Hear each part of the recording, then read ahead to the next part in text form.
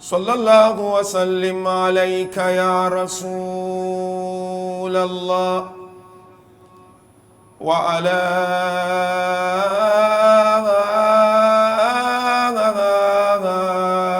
أهل بيتك المعصومين المنتجبين. يا ليتنا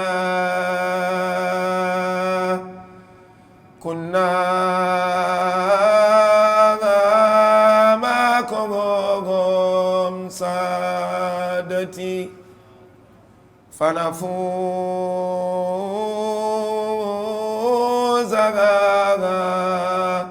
فوزا عظيما. السلام عليك يا أبا عبد الله، السلام عليك يا ابن رسول الله، السلام عليك يا ابن أمير المؤمنين، السلام عليك يا ابن فاطمة المظلومة. ما خاب من تمسك بكم وأمن من لجأ إليكم. يا ليتنا كنا معكم سادتي فنفوز والله فوزا عظيما. أعوذ بالله من الشيطان اللعين الرجيم. بسم الله الرحمن الرحيم. هو الذي خلقكم من تراب ثم من نطفة ثم من علقة ثم يخرجكم طفلا ثم لتبلغوا أشدكم ثم لتكونوا شيوخا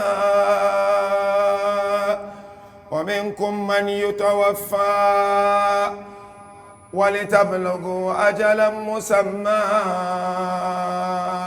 ولعلكم تعقلون. آمنا بالله صدق الله العلي العظيم. صلوات اللهم صل على محمد وعلى محمد. For the love of Imam Abi Abdullah, with the loudest of our voices, sallu ala Muhammadin wa ali Muhammad.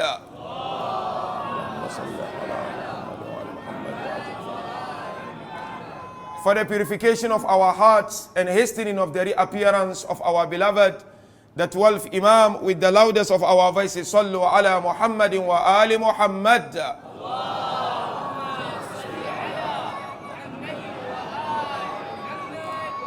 Once again, we thank Almighty Allah Tabaraka wa Ta'ala for gracing us with this 7th night of the holy month of Muharram.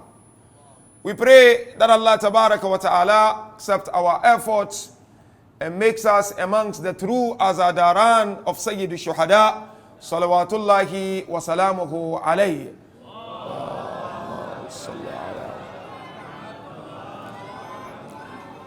Last night, my dear brothers and sisters, lovers, and the followers of Ahlul Bayt, we discussed the phenomena of hasad, evil eyes, jinns, and towards the end, we encouraged each and every one of us to try as much as we can, now and then in our lives, to hold onto the supplications we inherited from Ahlul Bayt alayhimus salam, and do not wait to be struck by a challenge before you start holding onto those supplications and those du'as.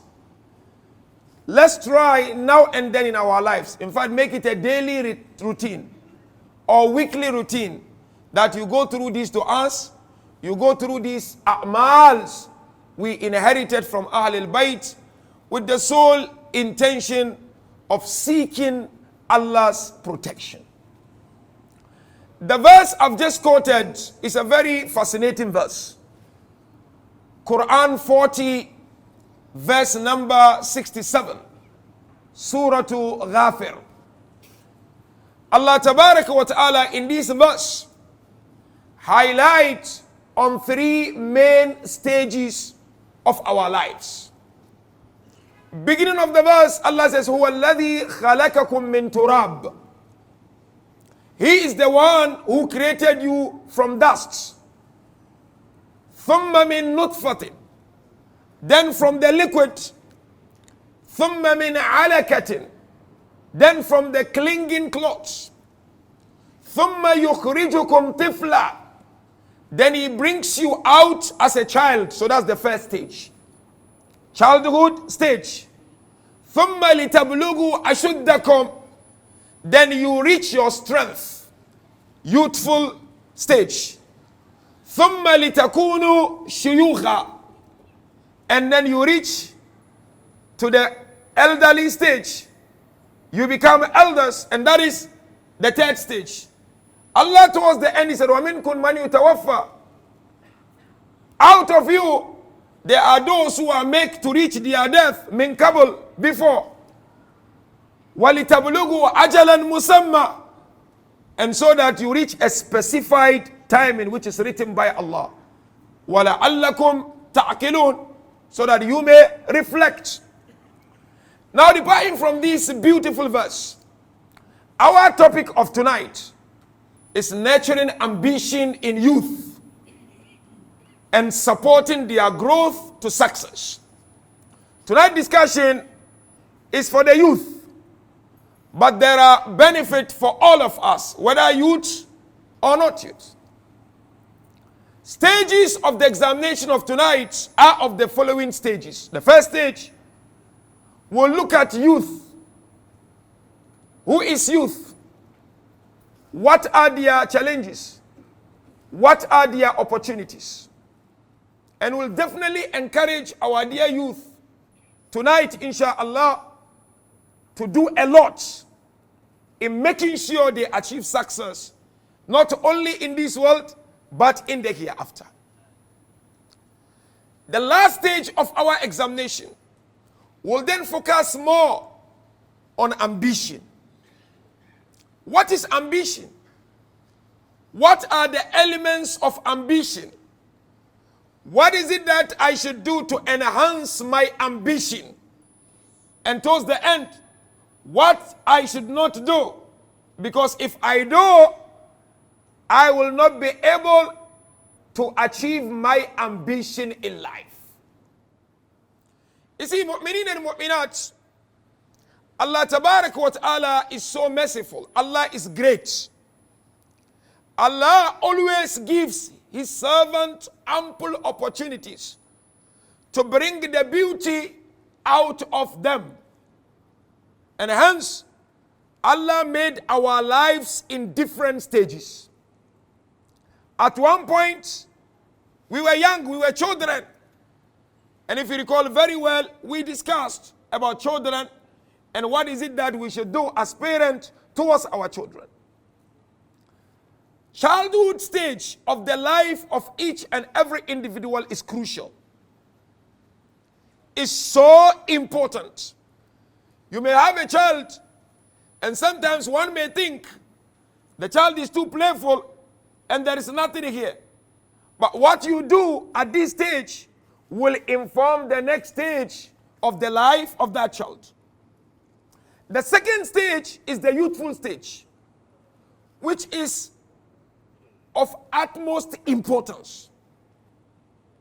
Whatever one wants to become in life, it begins here. If one misses the opportunity of being a youth, then it will be difficult. It's doable, it's achievable, but it will be very difficult once you pass this stage to just achieve it easily. As it is said, life and future is determined at youthfulness. anyone who makes the best out of his or her youthfulness will smile easily when he or she becomes a senior citizen. And so pay attention kindly, brothers and sisters, to this first stage of the examination. Number one, who is a youth? There are so many discussions as to what age constitutes youthfulness and what doesn't constitute youthfulness. So I'd like to take this opportunity to invite one and all, especially our youth, to appreciate at least two major definitions of who a youth is. The first definition, there are so many opinions in this regard. That is the biological definition of a youth. The one I go by is that a youth is someone between the age 13 to either 35 or 40. Yes, there are some who hold this opinion that youth is from 15. But I go from 13 to 35 or to 40. As they say, when you get to 40, it's all about wisdom. They said, Arba'un sinnul hikmah from the tradition. 40 is the age of wisdom. In fact, one tradition mentions, when a person reaches 40 and he or she is not disciplined in his or her faith, Satan will look at him and say, may my mother be ransom for you. Because before 40, you have the opportunity to build yourself. Before 40, you may fall and rise. You may make a lot of mistakes. But after 40, you can't afford to make mistakes. Once you get to 40, it's the age of seriousness. You know why? Because I do not know whether Allah will give me another 40 to make it 80. Only few handful will be granted another 40 to make it 80. The second definition is what I personally hold onto in my life. It's a psychological definition of a youth. Psychologically, who is a youth? A youth is someone who is productive and creative. So here, age is immaterial. You have to be productive and you have to be creative. So any one of us here who is at least of that age, 13 to 40, and you are not creative and productive, then there is something wrong. Then you need help. Youth have so many opportunities in their lives. And I'm going to mention some of those opportunities. And these opportunities are provided by who? Allah Tabaraka wa Ta'ala. Because of the stage you find yourself in. The first opportunity is what? Is from this psychological definition. You as a youth, you have the power to be productive and creative. Don't waste your time. And I'll give so many practical tips tonight, inshallah, in this regard. I beg you, don't waste your time. What's the time now? 8 o'clock. This 8 o'clock, it will never and ever be replaced until the day of Qiyamah. Anyone who makes good use of it, alhamdulillah. If one has not made good use of it, then it's over. So it's of great importance to realize that you have been given the potential, in fact the power, by Allah to be productive, and to be creative. That's the first opportunity. In other words, whatever you want to do, whatever you want to achieve, yes, it may be difficult, but it is more than the word possible. That's one. Second opportunity is sur'atul karar. Youth, my dear brothers and sisters, they don't take long in taking decision. There is something placed in every youth in this stage of your life that if you want to take a decision, it happens. So when you see a youth not focused, taking long, going to school, not focused on the studies, you send him to work, it's not focused, it's not serious, you give him a task, it's not doing, then there is something wrong in the life of that person. Because the way Allah Tabarak wa Ta'ala designed that stage, He designed it in such a way that so long as you put your heart in, you will find it. Yes, I repeat, it may be very difficult sometimes, but you've got this potential of sur'atul karar.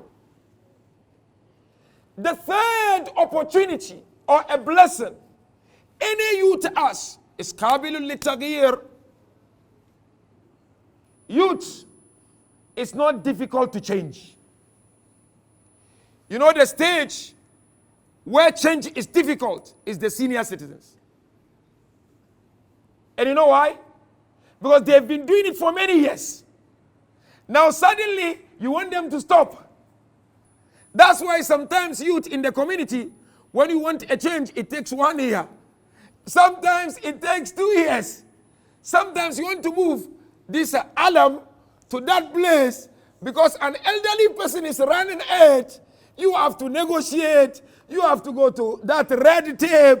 You have to call that one. You have to apply your relational power. Sometimes it happens. Sometimes it doesn't happen. You get tired and you go to Gaiba. That's the stage. But with the youth, Allah Tabaraka wa Ta'ala has given you the potential. If you want a change and you are determined to bring about that change, wallahi, it happens. Let me give you a few examples from the Holy Quran and the traditions of the Holy Prophets, and maybe in our own world. First example is our own beloved Prophet Muhammad sallallahu alayhi wa alihi wa sallam.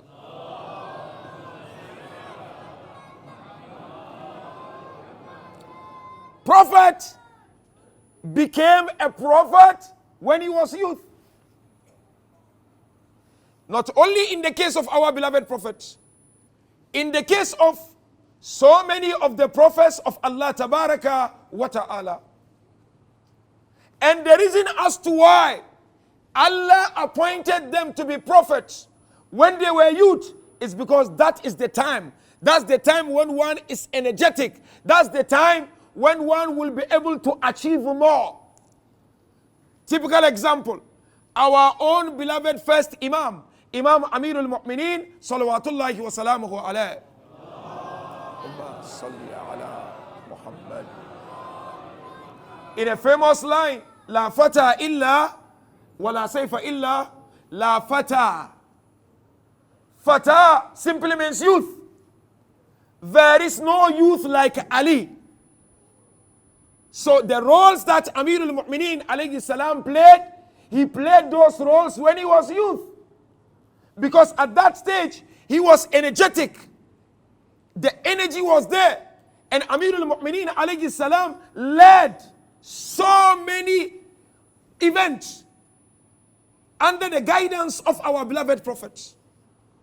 Not only that, you look at Quran. Quran 21, verse 60. قالوا سمعنا فتى. Said we heard them talking of a youth.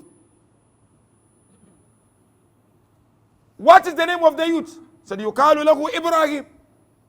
It's called Ibrahim because when Ibrahim alayhi salam went and broke those idols, they were now contemplating, who did this? And then they said, oh, we heard there is a youth by the name Ibrahim. So here my point is what? Prophet Ibrahim alayhi salam was also youth. And this is to highlight to all of us. When you are young, you are youth, don't waste your time. Wallahi, if you waste your time, you will chew your finger. If you become over-relaxed as youth, a time will come when you will regret.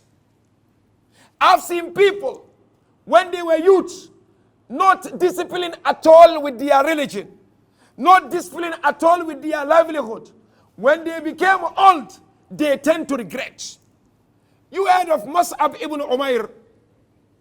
He was a Christian young fellow, and he became a Muslim through the guidance of our beloved Prophet. What did Prophet do? Prophet sent Mus'ab ibn Umair to Medina. He was the first ambassador of our beloved Prophet to the holy city of Medina to invite the people of Medina to Islam. Narration taught us Mus'ab was very young. He was under 20 years of age. And he took Islam to Medina. And on account of the effort and the energy of Mus'ab, the entire Medina took Islam. And Islam manifested in the holy city of Medina.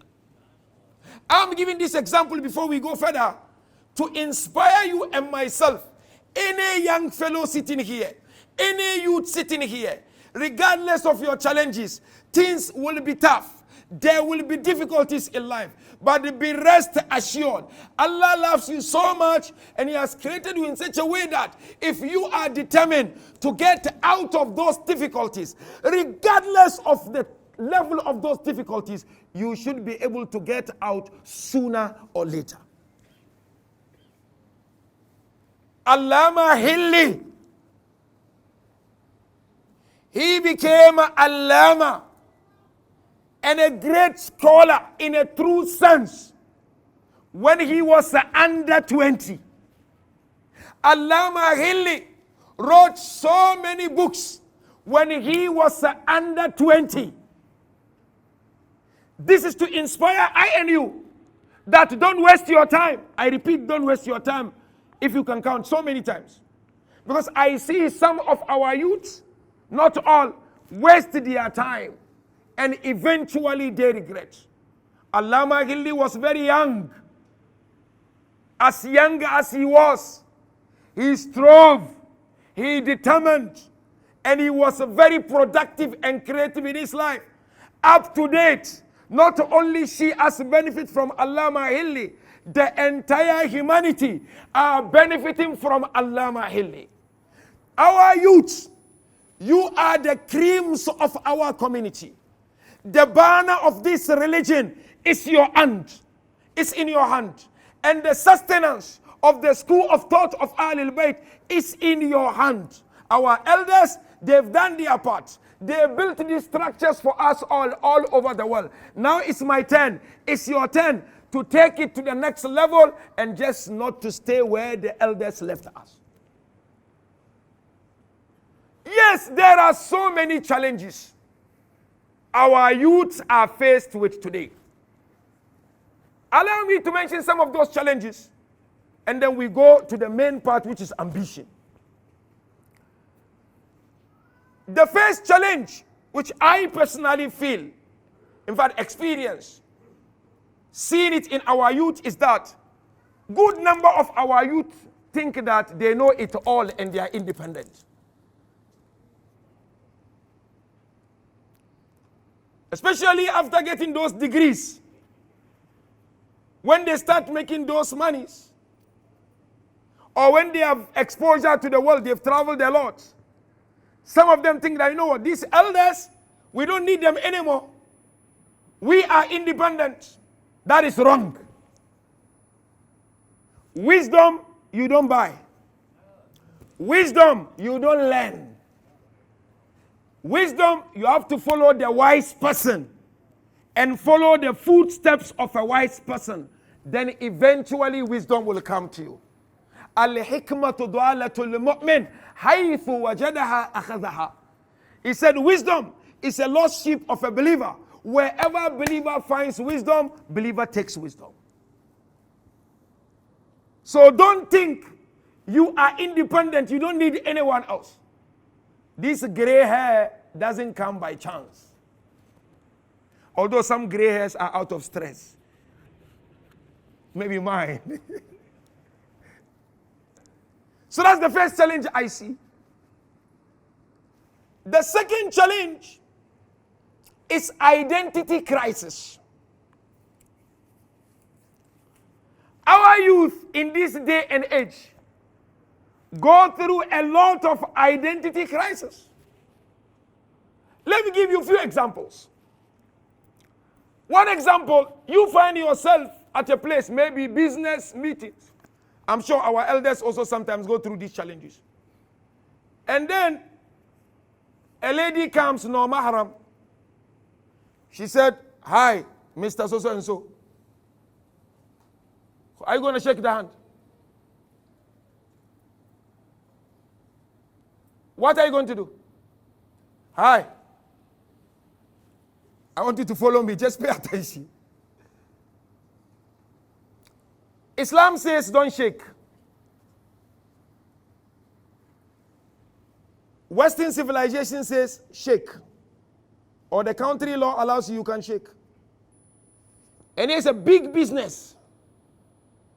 Are you going to shake? No, you are saying no, I don't know.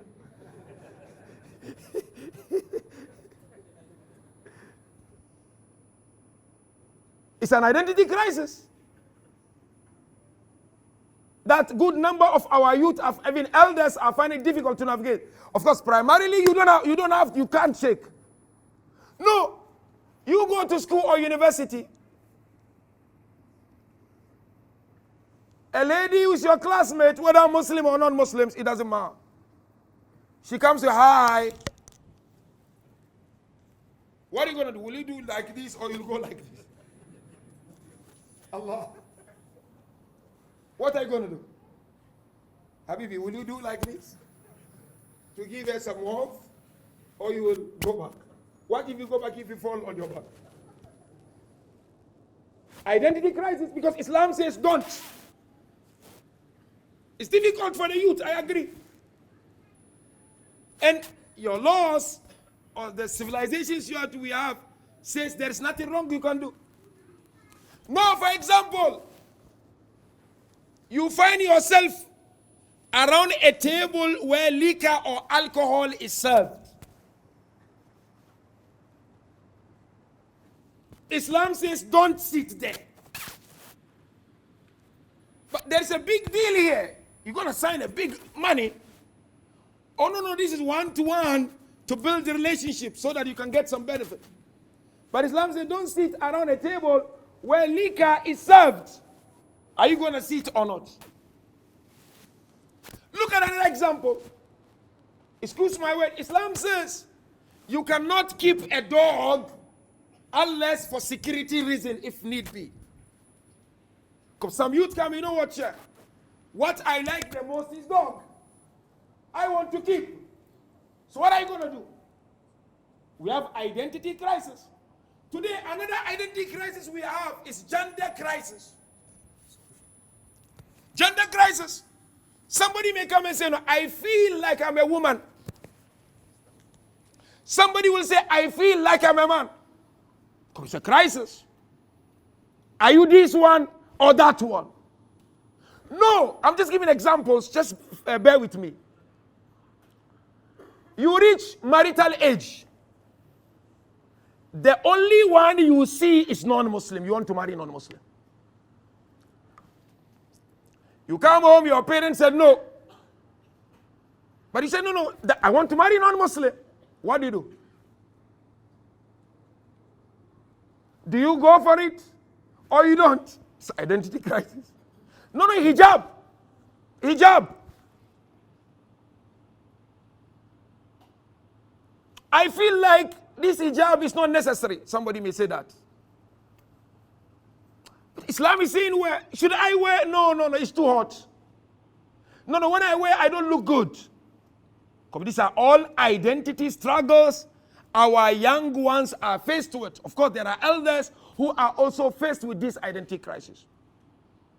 What I say, my dear brothers and sisters, when it comes to identity crisis, whatever struggle or crisis you are faced with, don't brush it under the carpet. Go out there, discuss with scholars, discuss with those you trust. Don't keep it with you. If you keep it with you, you'll be doing this service to yourself. And of course, there will be a solution also when I discuss the ambition. So the second challenge is identity crisis.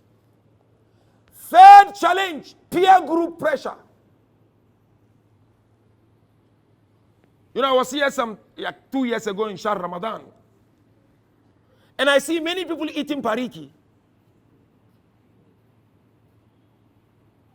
I spoke to some, of our friends encourage us to do, peer group. And this pariki, the mouth becomes something else. And it affects you all. Today is not only pariki. Friends push each other to take some drugs. I'm told there is this drug, is 10,000. When you take it for 3 days, you remain high. Peer group pressure. You have got a talent. Allah loves your stage. It's a very powerful stage. Don't waste it. Sometimes I agree it's beyond your control. That is why you need to seek somebody's help. Ask people who smoke cigarettes. Ask anyone here who smokes. Most of them got influenced by their friends. They will go. The friend said, why don't you try a little bit? Just kiddo, go. The person tried first. That's how it. But then the next day say, give me one, let me try again. Throws it. By the time you realize you are in, peer group influence. Excuse my word, brothers and sisters. Islam says there is no this. Please, I beg you, forgive me. There is no boyfriend, girlfriend. But sometimes you go with friends. Friends say, you know what, but that's nothing. You just enjoy your life. Life is too short. And then you wanting to fit in, by the time you realize you also take one. So peer group influence is dangerous. And hence we have so many traditions from our beloved Prophet and Ahlul Bayt on who to take as a friend and who not to take as a friend. How many people we have because of their friends, they hardly remember to pray Salah. There are people, Mira here in this country, cat is not allowed, isn't it? But some other places have been, friends have influenced each other. They will chew and chew and chew and chew. They're making tahajjud of chewing cat. So friends, and I do agree, as a youth, we have these challenges. And that is why I'm outlining some of these challenges for us to appreciate it. It's of great importance so that I don't waste my time and end up regretting when I'm old. The last but certainly not the least challenge is time wastage. Time wastage. Especially in this world of technology. You see, end of the week, your screen time, how do you feel? The fact that you are active on your phone doesn't mean that you are productive. Sometimes you see people, every minute they have to put their hand in the pocket and remove the phone. Phone goes back after 1 minute, another minute the phone is back. 1 minute phone, 1 minute phone. Habibi, what are you doing? Are you running Bill Gates company?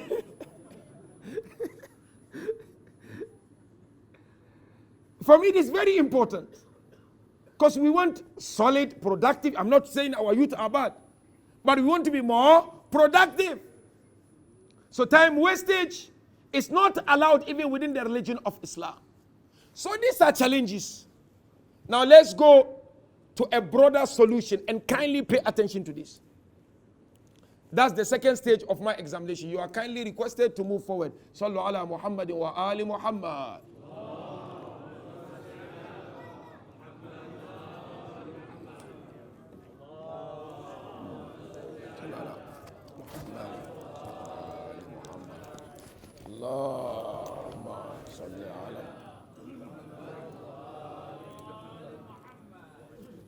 Second stage of our examination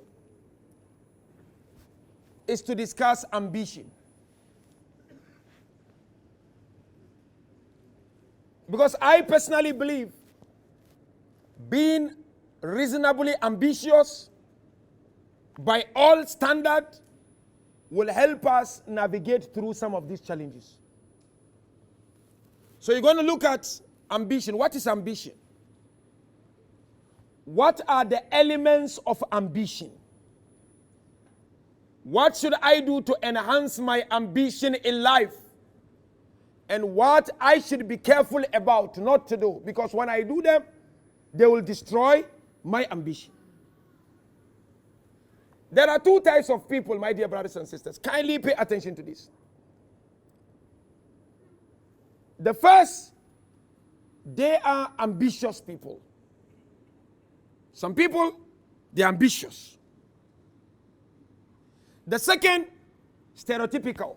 They are not ambitious. Question, what is ambition? What is ambition? Ambition, my dear brothers and sisters, is to strive to achieve a particular aim in life. التطلع لإنجاز هدف معين. There is an objective here. You set for yourself. You strive to achieve it. That's what ambition is all about. Now there are two forms of ambitions.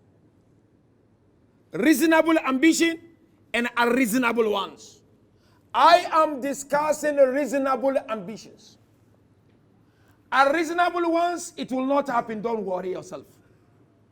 Reasonable ones, if you go, inshallah, by some of the things I'm going to mention tonight, you should be able to achieve those ambitions even if it takes you ages. But you will be working towards achieving it. There are elements or factors I need to bring to my life. The first one, my dear brothers, and these are the elements of ambition, is what? You must have an aim in life. Okay, you are going to university. What's your aim? What's your aim? Why are you here tonight? What's your aim? Why are you attending Majlis? What's your aim? You starting that business. What's your aim? What do you want? Do you just want to make money? Or you've got some aim? We have a beautiful tradition you know very well from Imam Amir al-Mu'mineen salawatullahi wa salamuhu alayh. Allahumma salli ala Muhammad wa ala Muhammad.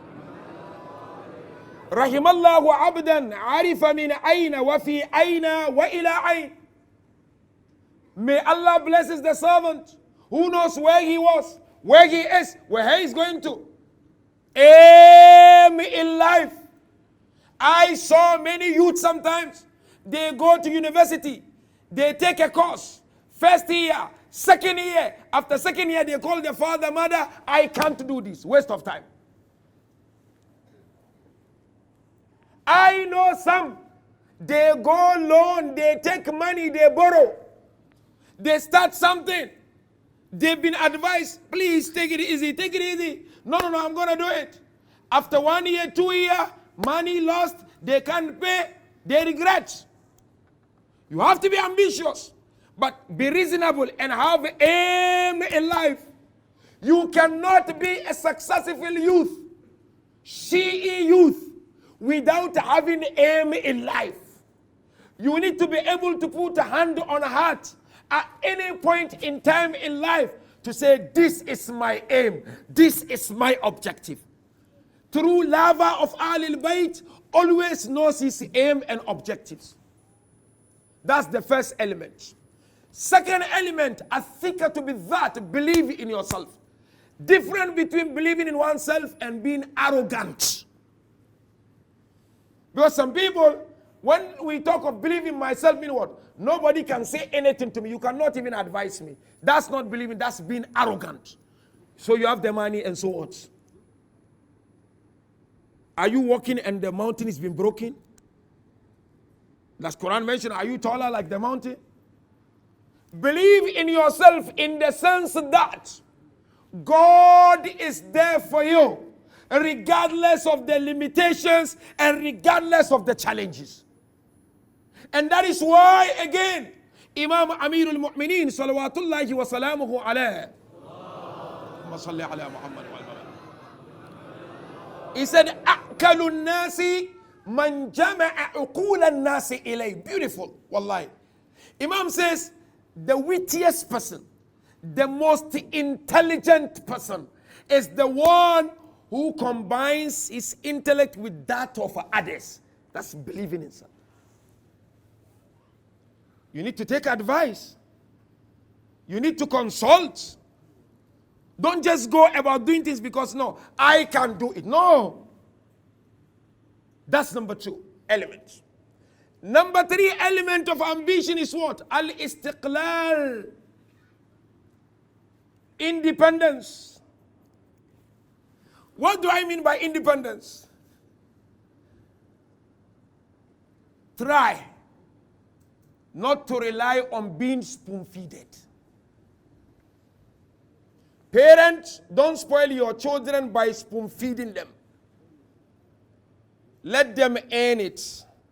They will appreciate it more. When you spoon-feed, the moment you are no more in this world, they will struggle.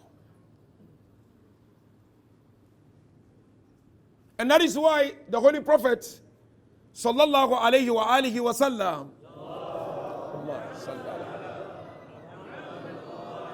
he said, ihtaj liman shi'ta takun asira. That's the first part of the hadith. He said, show to someone that you need him. Meaning that lack of independence, meaning you rely on someone. The Holy Prophet said, when you just rely, you become slave of that person. Wastagni an man shi'ta takun nadhira.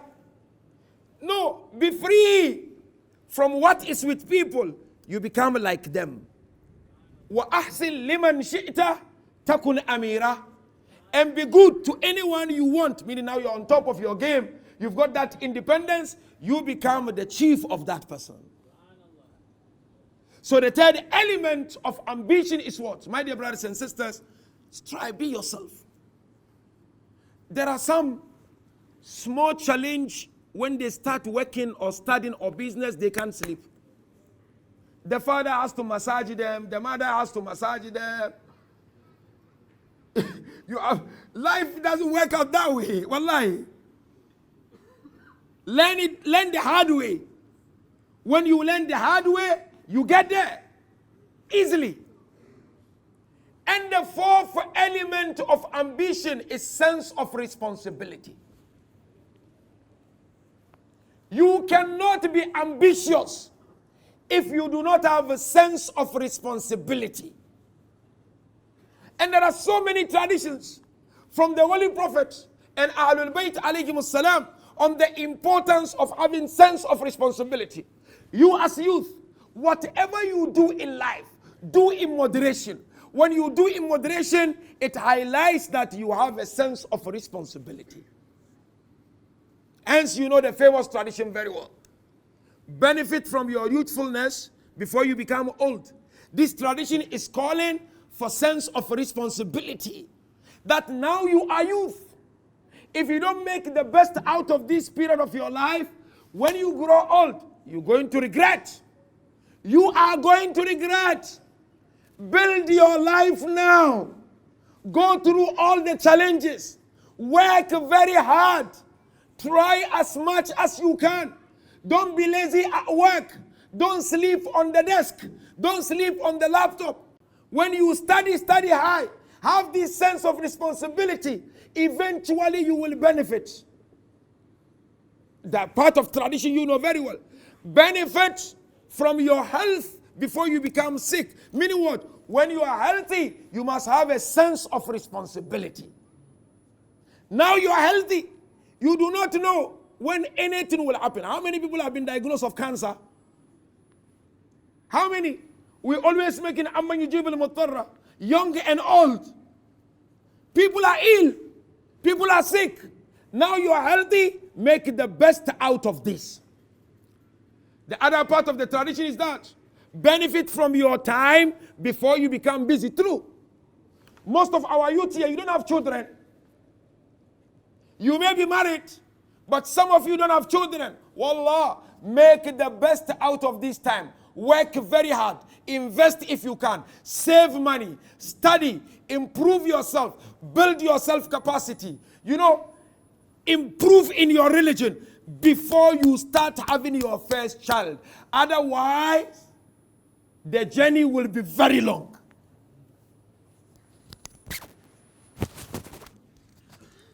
Now you have time. Prepare the grounds.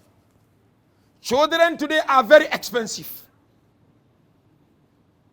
To make them religious is very expensive. To make them human beings is very expensive. So benefit from your time before you become busy. And towards the end, Prophet said, benefit from your life before death. Sense of responsibility. And let me add this one tradition and then we go to the last part. On sense of responsibility. You know what Amir al-Mu'minin said? He said, oh, the son of Adam, days and night are working in you and taking from you. Why don't you work in them and take from them? Allahu Akbar. Days and night are absorbing. Don't waste your time. Every gathering you attend, if it is not productive, don't. Now, what do I do to enhance my ambition? Quickly. Number one, I need to study. I need to learn. Okay, what do you want to become, Habibi? I want to become a businessman. What sort of business you are thinking of venturing into? I want to get into IT business because I studied IT.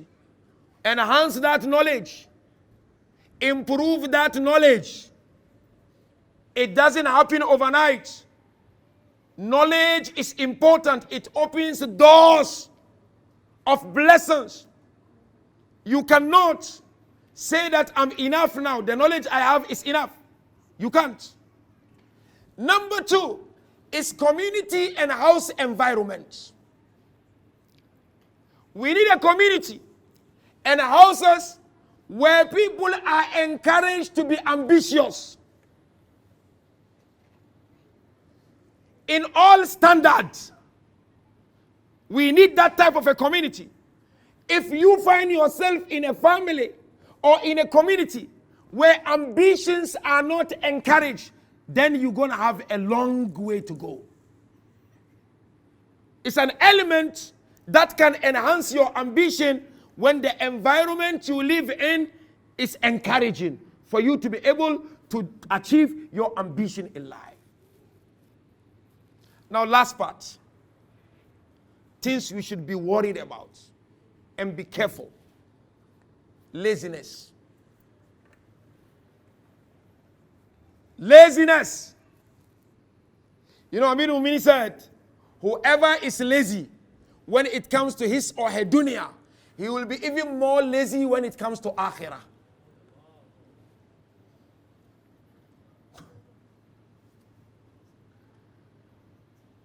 Don't be lazy.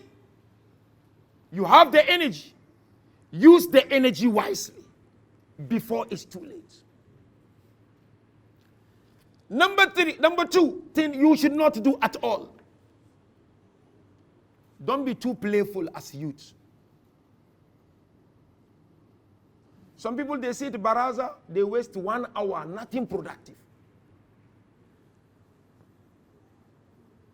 You know what Imam Jafar said? This beautiful tradition, look at this tradition. Then we head to our Masa'ib.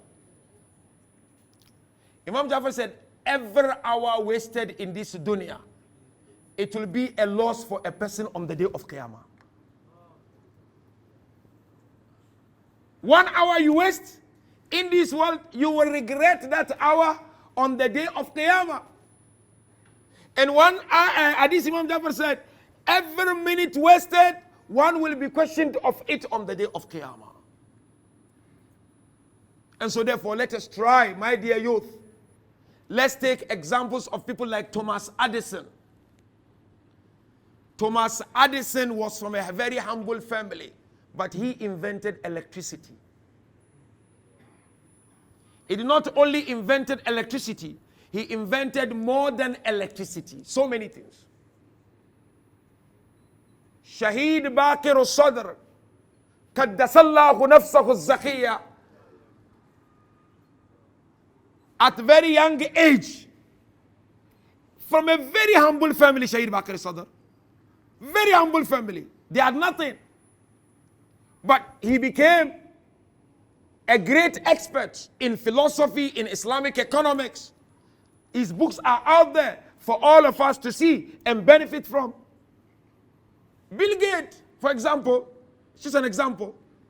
He was born in a very rich family, but he did not take the money from the family. He said, I'm going to do it myself. Eventually, Microsoft was given birth. He would sit alone in a library throughout the night, working in that library. But what interests me, my dear brothers and sisters, our dear youth, Islam loves you so much. This is the time in your life you can be spiritually inclined. You need to build your taqwa, your love for Allah. That's why in the dua we recite during this zaman al-ghaiba, wa ala shababi bil inabati wa tawbah. Yani, if there is one thing which the Imam of our time is expecting from all our youth, is to return to Allah and repent. بالإنابة والتوبة شاب نشأ في عبادة ربه. Prophet said, on the day of Qiyamah, there will be no shade except the shade that will be provided by Allah. And this shade will be given to some and not all. One of the group is what? شاب نشأ في عبادة ربه. Youth who is determined in his or her faith and religion, practicing the faith, practicing the religion. So I have a proposal for our youth. Any religious challenge you have, any, don't sit on it. Question. Ask. Because whatever success you achieve in life, without religion, is not a success. I know sometimes some of us, not all, maybe I take the responsibility. When you come to us with questions, we do dilly-dallying, we don't give you the answers. And as a result, you get discouraged. When a person, youth come, they want to ask a question, for example, Haji Muhammed Walji. Gulu. Lala, this chokroni, kafir. Istighatha. No, why are you asking? Baba, let him ask. It's either you know, if you don't know, you refer them to where they can get the answer. Ilmul Ghaib. This boy, where is he coming from? The moment the person starts asking this, he gets labeled.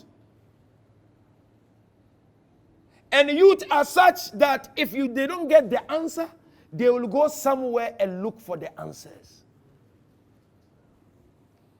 And then we'll end up struggling. So please, my dear youth, Islam is an amazing religion. It's an amazing way of life. Explore Islam. It's so beautiful. Reach out to so many of our scholars, either online or on site. Engage. Because you are the carriers of Islamic banners. you will take this Islam to the next level. We are sitting tonight, and from tonight we are in the family of Ahl al-Bayt. Majority of the companions of Imam al-Hussein were younger than most of you here. Tonight is the night of Hazrat Qasim. Qasim, as per the traditions we read, Qasim was only 13 years of age. Last night it was Muhammad and Aun. They were 11 and 12. Some said 10 and 11. They were young. Akthar, most of the companions of Abu Abdullah, they were young. Like one narration tells us, one of the young boy, he lost his father. Narration is not telling us his name. Some scholars said the name given is not the real name. He came out. Narration said, Shabun nasha'a fi ibadati Rabbi. This sharp youth who grew in religion, but he came out. What did he say? He said, Amiri Hussein wa ni'mal Amir. He said, my king is Hussein, and blessed is this king. Sururu Fuad, Bashir al-Nadir, Ali wa Fatima walida, hal ta'lamu lahu min Nadir. Hussein is the comfort of my eye. Hussein is the comfort of my, is the source of my happiness. Ali and Fatima are his parents. Do you know of anyone like Hussein? Youth. Ali al-Akbar alayhi salam was youth. So therefore, let's get inspirations from this and do the following. Number one, be determined to be proud of your religion. Be determined. And you as elders, support them to be proud of their religion. Don't become reasons for them to run away from religion. Don't become. Because some elders, not all, they are nightmares. Not all. Some are really good. So work on your religion.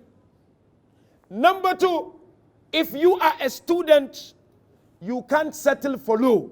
You need to aim high. Ambitious person is not just bachelor's degree. Ambitious person is not about bachelor's degree. It's beyond the bachelor's degree. Aim high. Support your sons and daughters. Support the youth of the community.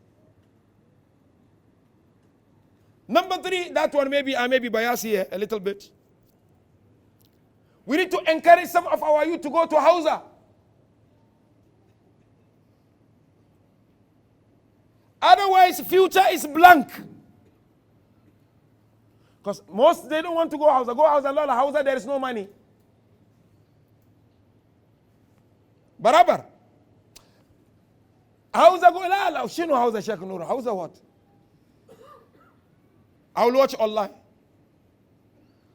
Families, communities, we need to encourage some to go for Hausa. So we can guarantee the next 10, 15 years, we have other scholars. Because the current crop we have, they are all becoming old. So this is what I call ambition. Academically, religiously, socially, we need to aim high. If I and you don't go to Hausa to study, some of us, how will you guarantee the protection of this religion? So this is very, very important. I hope I managed to deliver what I wanted to deliver tonight. And let us try and seek divine intervention. Talking of the youth, the best role model to begin with on the 10th day of Muharram, Allahu Akbar, is Shah Qasim. Let's be inspired by Shah Qasim. You know, narration tells us Prophet Yaqub alayhi salam cried until he lost his eyesight. But he knew Yusuf was alive. Why did he cry and lose his eyesight? Because it pains him to see his sons were fighting each other. And hence Abu Hamza al-Thumali one day asked Imam Zainul Abidin alayhi salam, months after Karbala, Imam Zainul Abidin wouldn't stop crying. Whenever he would see a butcher, he would go to that butcher and say to butcher, oh butcher, before you slaughter, do you give water? The butcher would say, yes, I give water. He said, but they did not give my father water. For example, Abu Hamza would see Imam Zainul Abidin alayhi salam coming across a funeral undertaker and would say to him, oh man, when I die, will you bury me? And the man said, of course, everyone deserves to be buried. Said, wallah, they left the body of my father for 3 days. For example, Imam Zainul Abidin would come across a man in the holy city of Medina calling, stranger, stranger, stranger. He would say to that man, why are you calling yourself a stranger? Don't you have a place to stay? Don't you have what to eat? He said, I have all. He said, don't call yourself a stranger. Stranger is Garibu Karbala. So Abu Hamza al-Thumali asked Imam Zainul Abidin, why the tears not stopping? He looked at Abu Hamza and he said to him, wallah, look at Yaqub. He only missed Yusuf and he cried until he became blind. But I saw the moment they butchered the members of my family. Allahu Akbar. On the 10th day of Muharram, my dear brothers and sisters, there were unbelievable demonstrations of brotherhood, as you know very well.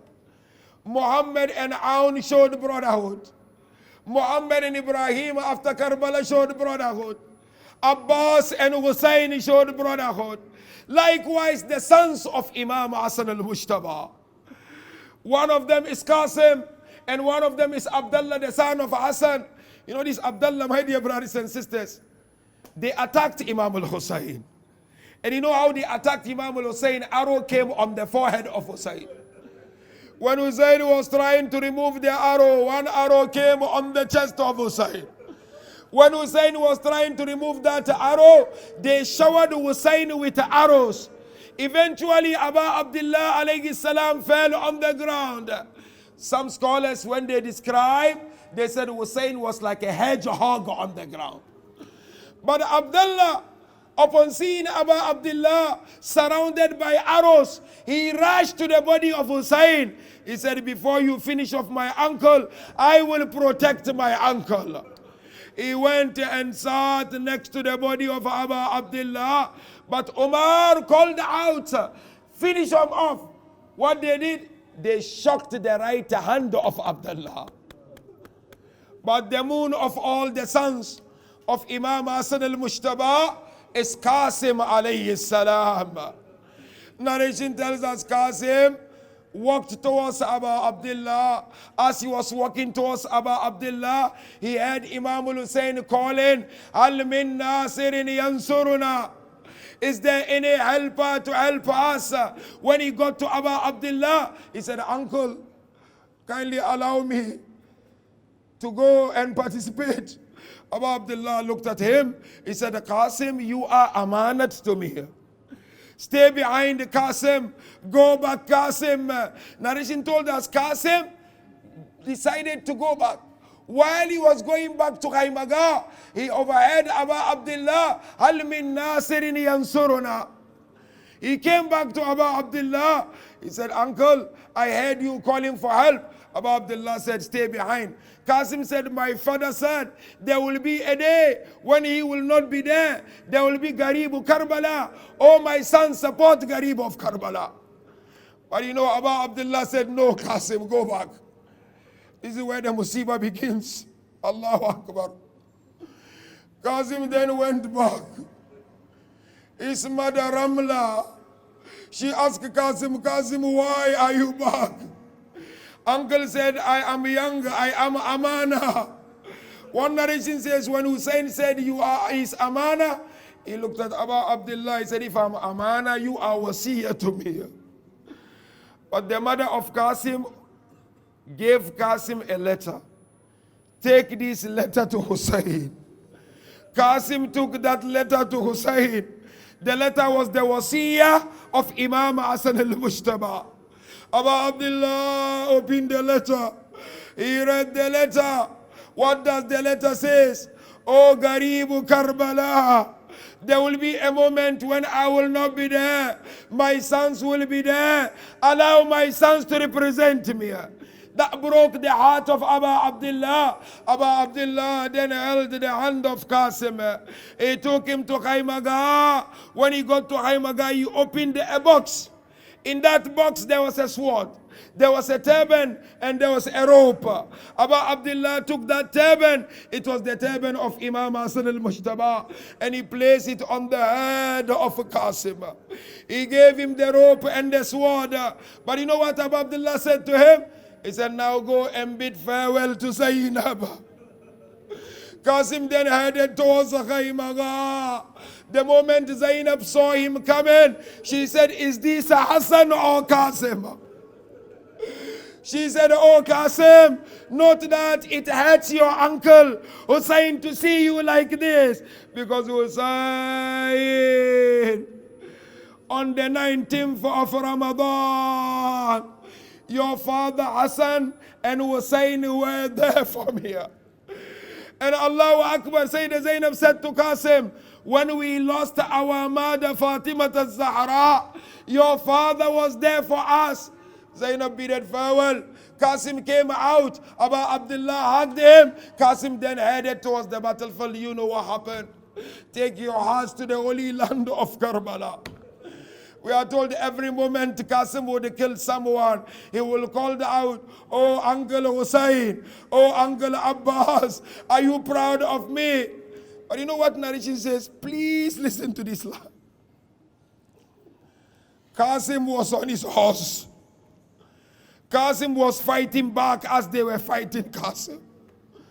But eventually the shoe of Qasim stripped in the shoe of the horse. The horse became confused. The horse turned left and right. It turned left and right. Eventually the horse fell on the ground. When the horse fell on the ground, they came and rushed to the body of Qasim. Umar ibn Sa'd called out, go and attack him. They came and surrounded. They began to attack Qasim. You know how they attacked Qasim? They chopped Qasim into pieces. But you know what, my dear brothers and sisters? When the horse was falling down, Qasim called out, Agithni ya Amma, Agithni ya Amma, Agithni ya Amma, rescue me, oh my uncle, rescue me, oh my uncle. Abu Abdullah then came out of Khaymaga. He began to head towards the body of Qasim. By the time Hussein got there, they already chopped the body into pieces. Flesh of Qasim scattered everywhere. Can you imagine how Abu Abdullah collected the flesh of Qasim? We are told in the narration he took rope in trying to collect the flesh of Qasim. Abu Abdullah managed to carry the flesh of Qasim. When he got there, he covered the entire body and he left the face. Young Ruqayya came out. She saw Qasim. She called out, Qasim, why are you sleeping? Allahu Akbar. But you know those ladies? Ramla, Layla, Rabab. Because one version said Layla was there, one version said Layla wasn't there. They were there, but they could not cry. Sayyidah Zainab looked at Hussein alayhi salam. She said, Ya Abu Abdullah, can you give them excuse? The moment Abu Abdullah left, they all fell on the bodies of the Asad.